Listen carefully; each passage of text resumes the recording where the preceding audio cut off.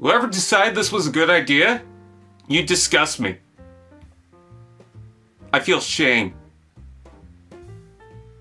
In the comics, Arcee's consciousness was embedded into 3 bodies, but if you just watched Transformers Revenge of the Fallen like a casual, the triple bicycle act was made up of Arcee, Chromia, and ELITA-1, and these small bikes made up for a Studio Series Deluxe pack. Each of the sisters transform into their own motorcycles, although devoid of any tattoos. Chromia is still a blue Suzuki, Arcee a Ducati, and ELITA-1 is an Augusta. I don't mind their size compared to other main figures, it's better than the oversized originals. Each roll's fine, I like the silver rims, and the intentional sculpt work is fine, mainly Chromia, but at the scale you're gonna see some limbs, so we'll just chop that up to some random bike details. Arcee doesn't really work with the gray, but she stands better, and for the first time in the main line, ELITA has her own sculpt. Some of them needed kickstands. It would have been fine if the spare parts left out would attach to help with that. I think together they're a fitting group, especially for the scale they're in, and I'm glad they present each unique bike form, just wish they could stand better. Robot mode.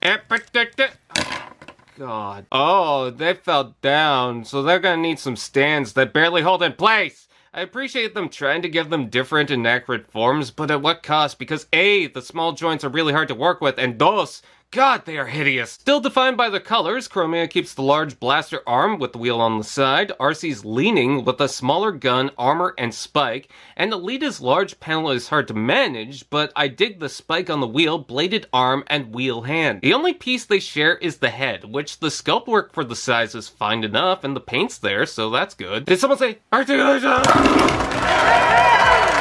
Nice run! Ball joint head, ball joint shoulders, ball joint elbows, with some ball joints, hinges, and various joints throughout the torso. Posability is messy, it's more just adjusting them with the guns countering the weight. Arcee's body is hard to work with, and the ball joints tend to slip out. Let's take a look at the accessories. Aside from the stands, which are all unique, there's a second blaster piece that can attach over Arcee's other arm. There's a random shoulder piece that can attach to Chromia, and the spike that goes over Chromia's gun. As for ELITA-1, she gets a new mold, so don't complain. Now this is where things get really weird. Notice the strange looking tabs and stands. Based on cancelled concept art and an unused gimmick on the originals, these combine to make perhaps the worst Transformers thing in my entire Studio Series collection. Weak connections, bad joints, a fiddly mess, but even if that's fixed, this is a giant eyesore. I can't even tell what's going on, and there's no instructions to help out. I kinda like her using all the weapons, and at least it kinda stands, but what a representation of James Gunn's Slither. I'm just gonna... Oh, that is so much better. Perhaps you want these at the scale, but there's hardly any joy. The bikes are okay, the robot modes are weird and disjointed, and the combination is a low-budget horror show falling apart. Even if you don't care about the combination like a normal person, this is not a set I'd recommend. I didn't think Bay hates Arcee this much, and yes, he's openly said it.